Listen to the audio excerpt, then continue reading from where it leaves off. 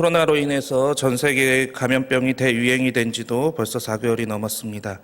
처음에는 아시아 지역에서만 끝날 것 같았던 이 상황이 유럽으로 번지게 되고 또 지금은 미국을 지나 남아메리카 지역까지 전 세계를 돌고 있습니다. 2020년 6월 3일 오전 9시 기준으로 219개 나라에서 집계된 코로나 확진자는 631만 5,420명이고 그중에 사망자는 37만 9,236명이다라고 합니다. 이 코로나로 인해서 전 세계의 자가격리를 비롯한 사회적 거리두기가 진행이 되었고 많은 사람들이 모이는 것을 법적으로 금하게 되면서 전 세계는 한순간에 경제가 마비되고 휘청거리는 상황 가운데 있습니다. 설상가상으로 멈춰버린 경제 때문에 회사 상황이나 여러 가지 경제적인 면이 어려워지게 되면서 직장을 잃은 실직자들도 기하급수적으로 늘어나고 있습니다. 이런 상황이다 보니 소비 심리도 위축되어서 경제 상황은 계속해서 악순환을 반복하고 있는 가운데 있습니다. 각국의 정부들은 뚜렷한 답을 찾아내지 못하고 어떻게든 이 상황을 타개하고자 전전긍긍하고 있는 상황이기도 합니다. 우리나라 같은 경우는 신천지발 코로나로 인해서 대구와 청도가 초토화되었으며 또 일반인들에게는 신천지가 교회로 알려지게 되면서 일반적인 다른 교회들이 어려움을 겪어야 되는 상황 가운데도 처하게 되었지요. 또 이 또한 잠잠해지나 싶었더니 이태원발 코로나로 인해서 우리나라도 다시금 안전에 비상등이 켜지게 되었습니다. 갑작스런 사회적 거리두기로 인해서 자택근무와 영상수업 등 어떻게든 이 상황을 타개하기 위한 여러 가지 자구책을 찾아내는 방법도 나타나게 되었고 그에 따른 문제점도 노출이 되어서 인하대와 서강대 같은 경우는 영상수업으로 인한 온라인 시험에서 부정행위가 적발되기도 했습니다. 그러면서 오늘날 현대인들은 도대체 이 코로나 상황이 언제 끝날지 모르는 두려움과 동시에 코로나 이후에는 이 세상이 어떻게 변화할지에 대해서 걱정하고 염려하고 있는 상황 가운데 있습니다. 그런데 그런 모습은 교회 내에서도 고스란히 나타나고 있습니다. 코로나로 인해서 예배가 중단되는 초유의 사태가 일어나게 되었고 그 가운데 몇몇 교회들이 예배를 강행하게 되자 온갖 사회의 지탄과 비난을 한 몸에 받아야 되는 상황 가운데 처했습니다. 그리고 얼마 전에는 개척교회 부흥회로 인해서 거기에 참석했던 목사님들과 사모님들이 집단 감염에 처하게 되었고 그런 상황에서도 어떻게 교회에 모여서 부흥회를 하고 정부의 지침을 따라 마스크를 하지 않았나 등의 노골적인 비판과 비난이 일어나기도 했습니다. 이러한 일을 겪게 되면서 교회도 자연스럽게 사회적 거리두기와 영상 예배를 드리는 교회가 폭발적으로 늘어나게 되었고 이로 인해 예배의 방식과 또한 예배 형식에 대해서도 패러다임이 변화되게 되었습니다. 그러면서 코로나 이후에 어떻게 예배를 드려야 될 것인가 그리고 이러한 상황 가운데 우리는 어떻게 신앙을 유지할 수 있는가에 대해 깊은 고민에 빠지게 되었죠. 그런데 사실 이러한 사고와 인식체계의 급격한 변화는 성경 내에서도 있었습니다. 바벨론으로 인해서 나라를 잃게 된 유다가 바로 그런 경험을 하게 되었죠. 주전 586년 유다는 바벨론의 공격에 의해서 예루살렘 성이 무너지게 되었고 나라의 멸망이라는 길에 들어서게 되었습니다. 많은 지도자들과 국민들은 하루아침에 바벨론의 식민지 정책에 의해서 살고 있던 지역에서 강제로 전혀 살아보지 않았던 낯선 지역으로 이주하게 되었고 동시에 다른 민족이 예루살렘에 거주하게 되는 이전과는 전혀 다른 경험을 해야만 했습니다. 아무리 자신들이 죄를 지어도 또한 다른 민족들이 공격을 하게 된다 할지라도 하나님께서 철옹성처럼 이 예루살렘 성전만큼은 지켜주실 것이라 믿었던 그들의 믿음이 이 바벨론의 공격에 의해서 철저하게 무너지게 되었던 것이죠. 그것은 동시에 하나님 신앙에 대한 가치관도 무너지게 되었음을 의미했습니다. 더 이상 하나님은 자신들을 지켜주는 하나님이 자신들을 보호해 주시는 하나님이 아니셨던 것이죠. 이러한 생각의 변화가 유대인들에게는 자신들의 나라의 멸망만큼이나 충격적으로 다가오게 되었습니다. 동시에 그들은 전혀 경험해보지 못한 낯선 환경 속에서 낯선 사람들과 어울리며 이민 생활을 해야만 했습니다. 동시에 새로운 패러다임 속에서 하나님을 지켜야 되는 신앙에 대해서 고민해야 되는 상황 가운데 있었지요. 그런가 하면 예수님의 제자들은 어떠했을까요? 그들에게 있어서 스승인 예수님은 절대적인 위치에 있으셨습니다. 예수님이 말씀하시면 모든 병자들이 고침을 받게 되었고 또 예수님의 말씀에 놀라운 기적과 이적들이 일어나게 되었습니다. 예수님의 말씀에 당시의 지도자들도 꼼짝하지 못했고 그렇기 때문에 제자들에게 있어서는 예수님만 계시면 두려울 것이 없었고 걱정할 것이 없었고 염려할 것도 없었죠. 어쩌면 그렇게 자신들의 위치는 공고해지고 또한 예수님께서 예루살렘에 입성하시는 그 상황이 되었을 때 예수님께서 유다의 새로운 왕이 되어서 로마의 식민지인 상황에서 우리를 구출해 줄 뿐만 아니라 새로운 왕으로 등극하게 되실 것이다라는 믿음까지 생겼습니다. 그래서 제자들은 예수님이 왕이 되시기만 하면 자신들의 지위가 얼마나 높아질까 그것으로 인해서 다툼까지 하게 되었죠. 그러나 제자들의 생각과는 다르게 예수님은 허무하게 제사장이 보낸 군대에 붙잡히시고 말았던 것입니다.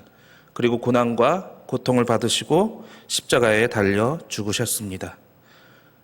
자신들의 기대와 희망은 제자들에게 있어서 절망과 낙담으로 바뀌게 되었고 그럼에도 불구하고 그들은 자신들의 그 남은 인생을 살아야만 했지요.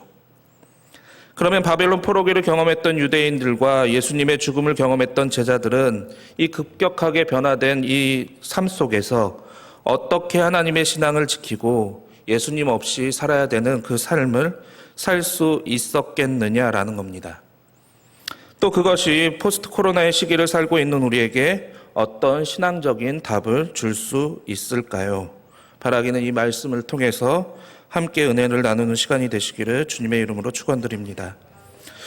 먼저 바벨론 포로기의 유대인들입니다. 그들은 이제 더 이상 자유인이 아니었습니다.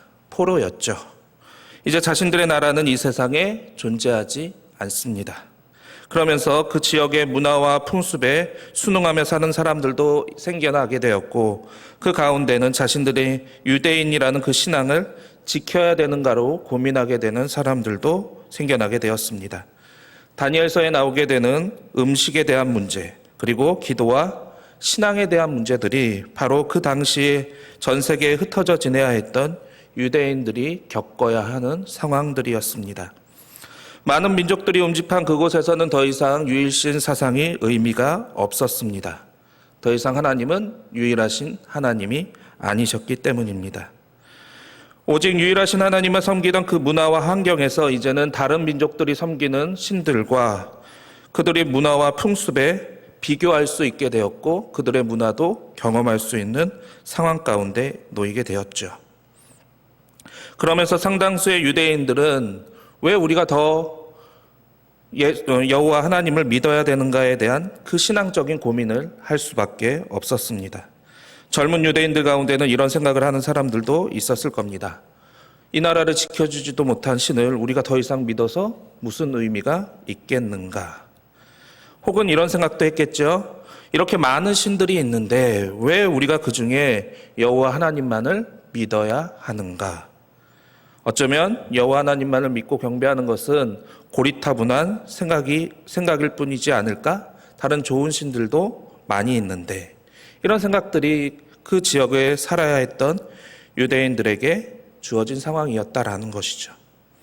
그러면 어떻게 그럼에도 불구하고 우리가 여호와 하나님만을 바라보고 그 하나님만이 우리를 지켜주실 수 있는 유일한 참 하나님이다라고 말할 수 있었겠느냐라는 것입니다. 낯선 땅으로 흩어진 유대인들은 거기서 자신들의 민족성을 고취시키기 위해 그들의 역사, 다시 말해서 자신들의 삶의 발자취를 다시 한번 살아볼 필요성을 아마 느끼게 되었을 겁니다. 그래서 그들은 자신들의 역사이자 하나님의 말씀인 성경을 다시금 살펴볼 필요가 있게 되었죠. 그리고 흩어진 사람들 가운데 많은 유대인들 역시 서로 다른 언어와 서로 다른 말들로 그 지역에서 이제 정착하며 살아야 했기 때문에 그들의 언어와 말로 성경을 읽어야 되는 필요성이 생기게 되었습니다. 그런데 동시에 성경이라는 것이 제사장들과 특정한 사람들에게만 구전으로 전해졌기 때문에 그것을 기록으로 남겨야 되는 필요성도 생기게 되었던 겁니다.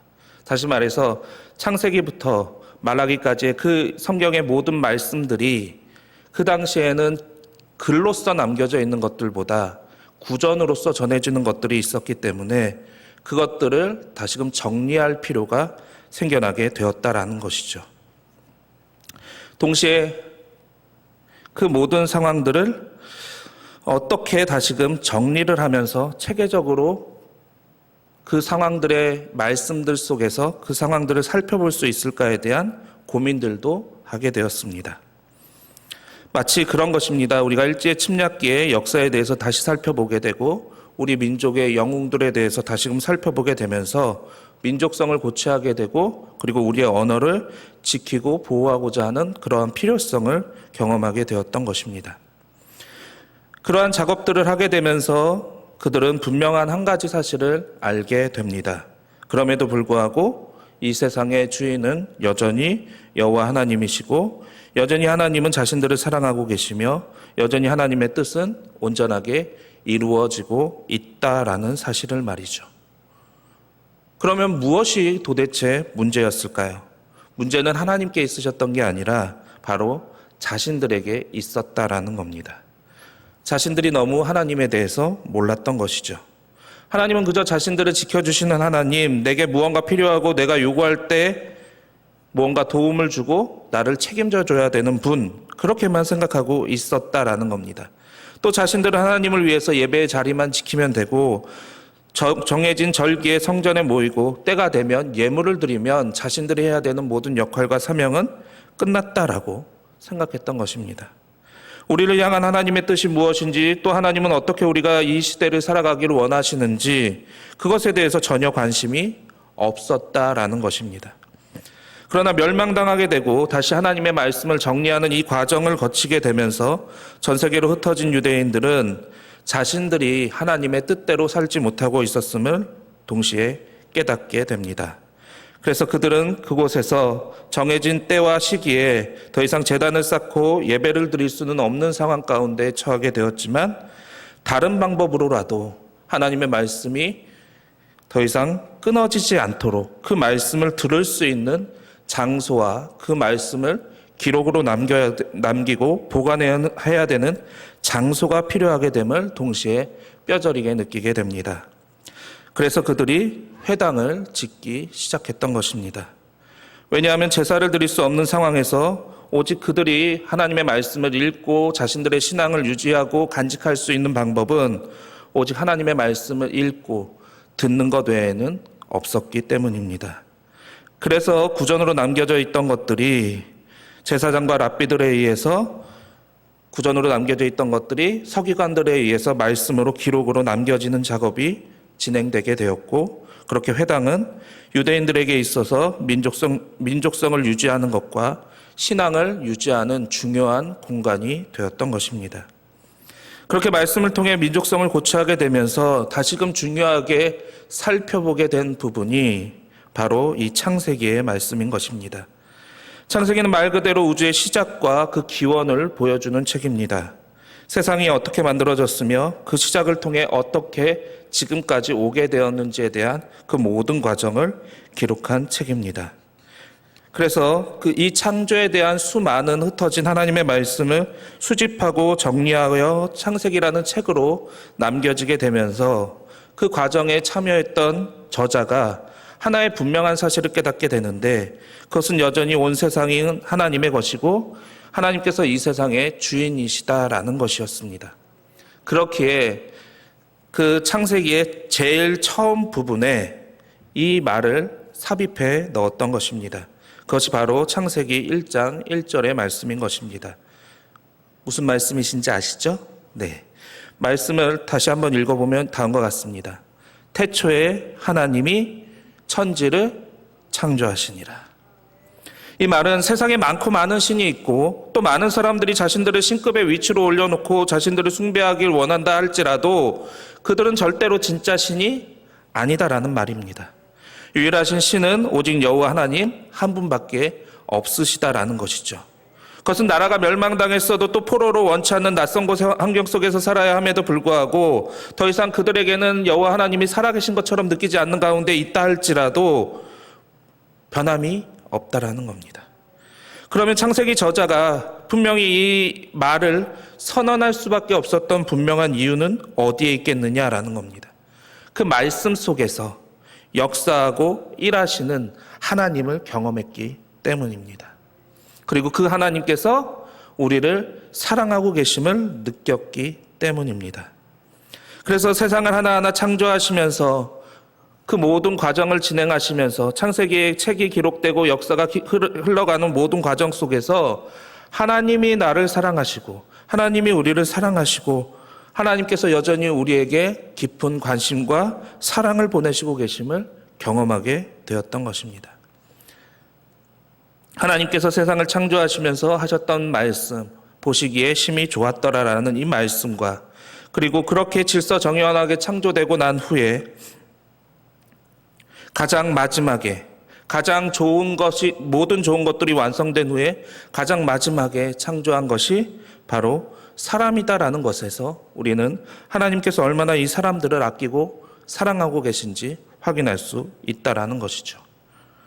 또 뿐만 아니라 사람을 창조하실 때 다른 피조물들과 독특하게 하나님의 생기를 더하여 생명을 더하여 주셨다라는 겁니다.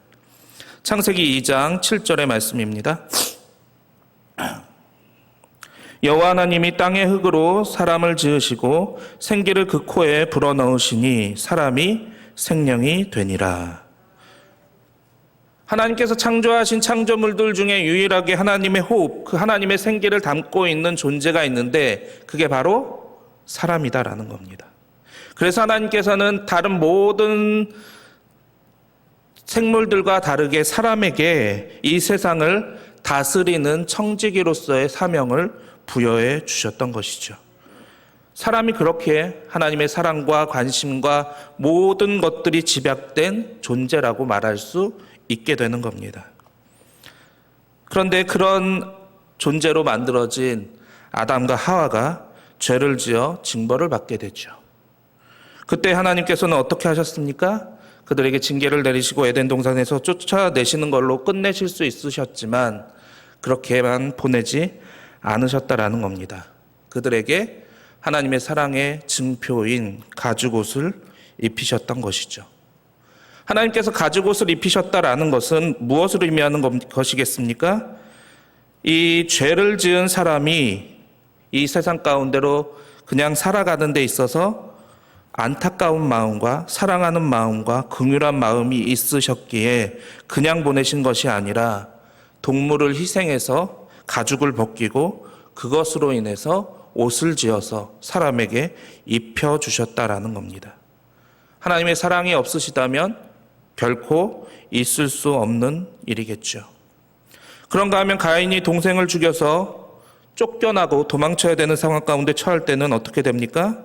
가인이 어떻게든 자신을 돌아볼 것을, 자신을 불쌍히 여겨주실 것을 간구하게 되자 그에게 증표를 주시면서 그 증표로 인해서 사람들에게 죽임을 당하지 않도록 보호해 주셨다라는 겁니다.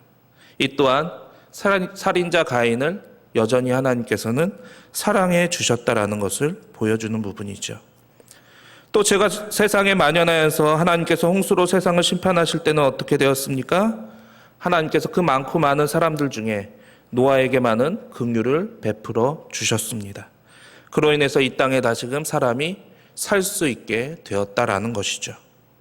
아브라함을 부르신 것도 또 이삭을 부르신 것도 야곱과 요셉을 택하신 것도 바로 그들을 통해서 땅의 모든 민족이 구원받기를 원하시는 하나님의 그 사랑이 담겨 있었다라는 겁니다. 결국 창세기의 말씀을 다시금 정리하고 그들이 읽게 되면서 처음부터 끝까지 변하지 않는 하나의 진실을 발견하게 되는데 그것은 하나님께서 사람들을 사랑하셨다라는 것이고 그 사람들을 위해서 하나님께서는 멈추지 않고 일하고 계신다라는 겁니다. 바로 하나님께서 멈추지 않고 일하시는 그 부분이 하나님, 우리를 향한 하나님의 사랑의 증거다라는 것이죠. 그러기에 창세기의 말씀을 정리하면서 하나님의 사랑을 깨닫게 되면서 그 흩어진 유대인들은 자신들이 포로가 되어서 낯선 땅에 살고 있다 할지라도 지금 우리의 모양이 이 모양 이 꼴이 된 상태다라고 할지라도 우리를 향하신 하나님의 사랑은 변하지 않으셨음을 깨닫게 된 것입니다. 그러면 혹자는 물을 겁니다. 그러면 뭐 하냐고.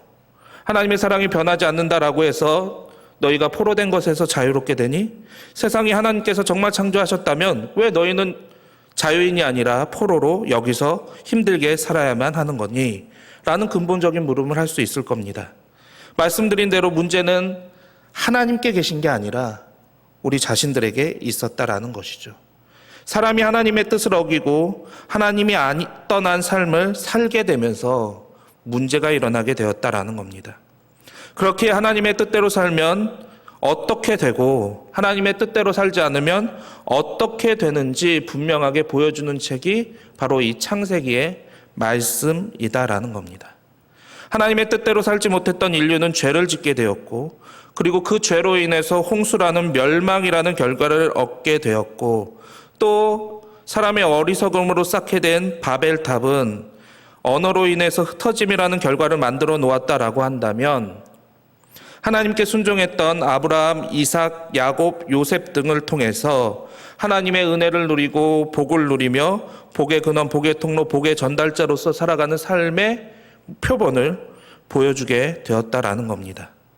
창세기는 이러한 사실들을 통해서 바벨론 포로로 살아가는 사람들에게 왜 그럼에도 불구하고 우리가 다시금 하나님을 찾아야 하는지, 왜 그럼에도 불구하고 우리가 하나님을 다시금 붙잡아야 하는지, 왜 그럼에도 불구하고 하나님의 말씀이 오늘날 그 세상을 살아갔던 그들에게 꼭 필요한 말씀이었는지 분명하게 보여주고 있다라는 겁니다.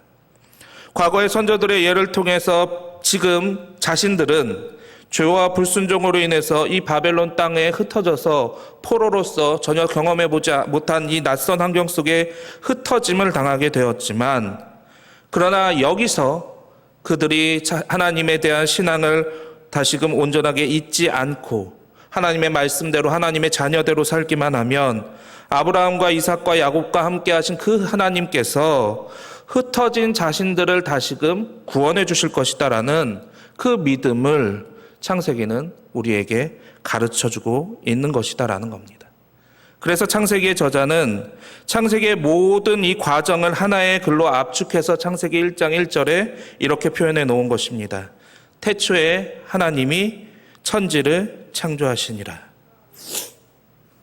결국 우리가 죄와 불순종으로 인해서 바벨론의 포로가 된 것이지, 하나님이 결코 약하기 때문에, 하나님이 결코 힘이 없기 때문에, 하나님이 그들을 버렸기 때문에 바벨론 신에게 진 것이 아니다라는 사실입니다.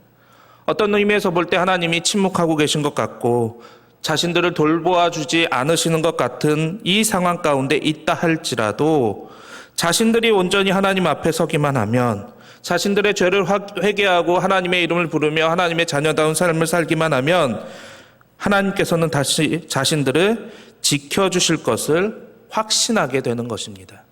창세기에는 바로 그러한 힘이 있다라는 것이죠. 그래서 저자는 창세기 1장 1절에 태초에 하나님이 천지를 창조하시니라 라는 이 말을 한 다음에 창세기 1장 2절에 분명하게 이렇게 표현하고 있는 것입니다. 땅이 혼돈하고 공허하며 흑암이 깊음 위에 있고 하나님의 영은 수면 위에 운행하시니라. 비록 우리가 살고 있는 이 세상이 혼돈 속에 있는 것 같고 공허함 속에 있는 것 같고 깊은 수렁 가운데 있는 것 같다 할지라도 그 위에 계시는 분이 있으시다라는 겁니다. 누가 계시는 것입니까? 하나님이 계신다라는 것이죠. 그리고 그 하나님께서는 어떻게 하고 계신다라는 겁니까? 운행하고 계신다라는 겁니다. 운행하신다라는 말을 쉽게 표현하자면 우리를 위해 일을 하고 계신다라는 겁니다. 물론 지금은 우리 눈에 보이지 않기 때문에 하나님께서 어떤 일을 하고 계시는지 알 수는 없겠지요. 그런데 분명한 것은 이 혼돈과 공허와 깊은 수렁 속에 살고 있는 우리를 그대로 내버려 두시는 것이 아니라 그 위에서 당신의 사랑하는 자녀들을 위해 하나님은 여전히 일하고 계신다라는 겁니다. 하나님의 말씀을 통해서 새로운 세상을 만들어 가신다라는 것이죠. 왜 그러실까요? 여전히 사람을 당신의 자녀들을 사랑하고 계시기 때문입니다. 그래서 저자는 비록 자신들이 살고 있는 이 포로의 상황 속에서 생전 처음 경험해보는 이 문화와 이 환경 속에서 예전과 같은 제사와 같은 예전처럼 제사와 같은 예전은 사라지게 되고 회당의 문화로 그 모든 환경들이 급작스럽게 바뀌게 되는 신앙의 변화도 경험하게 되었지만 그럼에도 불구하고 다시금 말씀으로 돌아가서 하나님을 굳건히 붙잡으라라고 이 말씀을 통해서 분명히 말해주고 있다라는 겁니다. 하나님은 살아계시고 하나님은 우리를 위해서 분명히 일하고 계시니까 우리가 이 혼돈선에서 공허 속에서 깊은 수렁 속에서 살고 있다 할지라도 하나님의 일하심을 믿으며 기다리라라는 겁니다. 그 하나님을 붙잡으라라는 겁니다. 그러면 그 하나님께서 새 일을 우리에게 행하실 것이다 라는 것이죠. 그 뒤에 나와 있는 창조의 모든 과정은 그 혼돈과 공허와 그리고 그 깊음을 뚫고 하나님께서 새 일을 행하시는 모든 과정을 보여주고 있는 것입니다. 그 하나님이 바로 우리가 믿는 하나님이시다라는 겁니다. 예수님을 잊은 제자들의 삶도 마찬가지입니다. 그들은 예수님의 죽음으로 인해서 자신들은 더 이상 아무것도 할 수 없다. 자신들의 모든 것이 이제 끝났다라고 생각을 할 수밖에 없었습니다. 왜냐하면 자신들이 할 수 있는 것은 아무것도 없었기 때문입니다. 그러나 부활하신 예수님은 다시 그들을 찾아오셨습니다. 낙담하고 좌절하고 절망하며 아무것도 할 수 없다라고 이제 모든 것을 포기하고 원래의 삶으로 돌아가야 된다라고 생각했던 그 제자들에게 예수님께서는 오히려 자신을 보여주시고 그들에게 새로운 사명을 주셨다라는 겁니다. 그게 바로 함께 읽었던 마태복음 28장 18절로 20절의 말씀입니다. 제가 읽어드리겠습니다. 예수께서 나와 말씀하여 이르시되 하늘과 땅의 모든 권세를 내게 주셨으니 그러므로 너희는 가서 모든 민족을 제자로 삼아 아버지와 아들과 성령의 이름으로 세례를 베풀고 내가 너희에게 분부한 모든 것을 가르쳐 지키게 하라. 볼지어다 내가 세상 끝날까지 너희와 항상 함께 있으리라 하시니라. 이렇게 말씀하시고 나서 예수님은 승천하셨습니다. 그런데 문제는 더 이상 이 세상에는 예수님이 계시지 않다라는 겁니다. 어떻게 남겨진 제자들이 예수님이 계시지 않는데도 예수님께서 말씀해 주신 이 사역들을 잘 감당할 수 있겠느냐라는 겁니다. 전혀 새로운 환경 속에 제자들은 놓이게 되었다라는 거죠. 그러나 사명을 주신 예수님께서는 마지막에 승천하시기 직전에 이렇게 말씀하셨다라는 겁니다. 내가 세상 끝날까지 너희와 항상 함께 있으리라. 뭐라고요? 세상 끝날 때까지 예수님께서는 너희와 항상 함께 있으실 것이다 라고 말씀하셨다라는 겁니다. 예수님의 죽음 이후로 제자들은 더 이상 예수님 없는 삶을 자신들이 살아가야 했고 더군다나 예수님이 계시지 않는데 이런 사명까지 부여받게 되었으니까 더욱더 큰 부담감과 압박을 느낄 수밖에 없었지만 그러나 예수님은 언제나 제자들과 함께 하셨다라는 겁니다. 비록 제자들의 눈에는 보이지 않았지만 예수님은 제자들을 위해 일하고 계셨고 그리고 제자들의 사역의 자리에는 늘 예수님이 함께 하셨다라는 겁니다. 제자들의 순교의 자리에 서게 될 때에도 예수님은 그들과 함께 하셨으며 제자들이 순교자로서 죽게 될 때에도 예수님은 그들과 함께 하셨습니다. 비록 당시의 제자들은 그것을 깨닫지 못했지만 성령의 임재를 통해서 제자들은 예수님이 항상 자신들과 함께하고 계셨음을 분명히 알게 되었다라는 겁니다. 그래서 최악의 상황 속에서도 그들은 사명을 포기하지 않았고 또 순교자의 자리에서 도망치지 않고 끝까지 그들의 사명을 감당할 수 있었다라는 겁니다. 혼돈과 공허와 기품이 가득했던 그곳에서 예수님은 당신의 사랑하는 제자들을 위해 쉬지 않고 계속해서 일하고 계셨던 것이죠. 사랑하는 성도 여러분, 세상은 이 코로나로 인해서 흔들리며 어떻게 포스트 코로나의 시대를 살아야 할지에 대해서 참 많은 고민을 합니다. 코로나를 경험하고 있는 요즘 어쩌면 세상은 혼돈과 공허함과 기쁨 속에 가득 차 있는 것 같습니다. 정말 하나님이 이런 상황 가운데서도 우리와 함께하고 계실까? 정말 하나님은 우리의 하나님이신가라는 의심과 의구심이 들 때도 있겠죠. 어떻게 살아가는 것이 정말 옳은 신앙생활이고 어떻게 살아가는 것이 바른 신앙인의 삶인가에 대한 걱정과 고민을 할 수밖에 없는 지금의 상황입니다. 그런데 우리는 이 말씀을 통해서 다시금 깨달아야 할 줄로 믿습니다. 우리의 가장 근본적인 부분으로 돌아가야 한다라는 겁니다. 그것은 무엇일까요? 그럼에도 불구하고 그 어떤 상황 가운데도 불구하고 이 세상을 창조하신 분은 누구시다라는 겁니까? 하나님이시다라는 겁니다.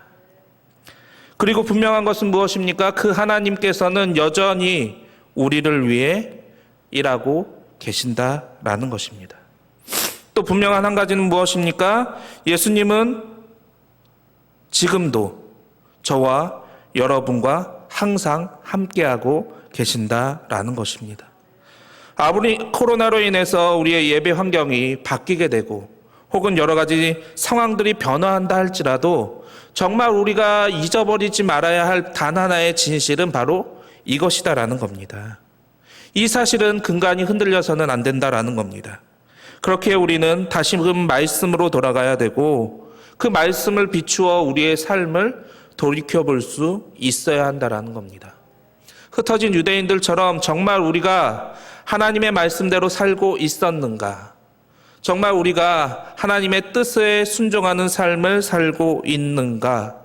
하나님께서 새 일을 행하시는 그때 우리가 하나님 앞에 부끄러움 없이 설 수 있는가를 점검해야 한다라는 겁니다. 그래서 회개할 부분은 회개해야 하고 다시금 정리해야 될 부분들은 정리할 수 있어야 한다라는 겁니다. 그래서 우리의 근간이 흔들리지 말아야 한다라는 것이죠. 예배의 형식은 변화될 수 있습니다. 수천 년간 예배의 형식들은 전혀 새로운 방식들로 계속해서 변화가 일어났죠. 그런데 변할 수 없는 단 하나의 근본적인 것은 그럼에도 불구하고 이 세상의 창조주는 여호와 하나님이시다라는 것이고 그 하나님께서는 여전히 우리와 함께하고 계신다라는 겁니다. 이것만 우리에게 분명하다라고 한다면 예배의 형식이 변화된다 할지라도 근간이 바뀌어 간다 할지라도 그 속에서 우리는 분명한 방향과 목적을 향해 나아갈 수 있을 것입니다. 비록 우리의 눈에는 코로나로 인해서 세상에 혼돈만 보이고 공허하며 흑암이 깊음 위에 있는 것처럼 보인다 할지라도 하나님께서 일하시게 될 때에 영원할 것 같았던 혼돈은 사라지게 되었고 하나님의 질서로 바뀌게 됨을 우리는 창세기의 말씀을 통해서 경험하게 됩니다. 공허와 깊은 흑암은 물러갔고 거기에는 하나님께서 창조하신 아름다운 것들로 채워지게 되는 것을 또한 경험하게 됩니다. 우리가 근심하는 코로나도 하나님께서 새 일을 행하시게 될 때 분명히 사라지게 될 것이고 그 안에는 하나님의 또 다른 선하시고 인자하심으로 채워지게 될 것입니다. 그리고 하나님은 그 가운데서 말씀하시겠죠. 보시기에 좋았더라. 또 제자들과 함께 하셨던 예수님은 이 세상 가운데 우리를 홀로 내버려 두지 않으신다라는 겁니다. 여전히 우리와 함께하고 계시고 이 상황 가운데서 우리가 예수님의 그 보이지 않는 예수님을 경험할 수는 없지만 그러나 그 모든 상황 속에서 우리를 지키고 인도해주고 계신다라는 겁니다. 그러기에 예수님이 우리와 함께 하심을 믿으며 이 세상 속에서 당당하게 하나님의 자녀다운 삶을 사실 수 있게 되시기를 바랍니다. 흔들림 없이 말씀을 붙잡고 그리고 우리와 함께 하시는 그 예수님을 의지하시면 아무런 문제가 없다라는 것이죠. 바로 이러한 믿음을 통해서 하나님을 향한 굳건한 믿음을 간직하실 뿐만 아니라 하나님의 자녀로서 이 세상에 복의 근원, 복의 통로, 복의 전달자로서의 사명을 감당하실 수 있는 저와 여러분이 되시기를 주님의 이름으로 축원드립니다. 코로나로 인해서 상심하고 근심하며 세상 사람들과 같이 혼돈과 기쁨과 공허함 속에 가득 차 있을 것이 아니라 우리를 위해 분명히 새 일을 행하실 그 하나님을 기대하시며 그 하나님을 붙잡으시며 하나님의 자녀다운 복된 삶을 사실 수 있게 되는 은혜와 축복이 오늘도 사랑하는 우리 춘천 석사구의 모든 성도님들 위해 충만하시기를 다시 한번 주님의 이름으로 축원드립니다.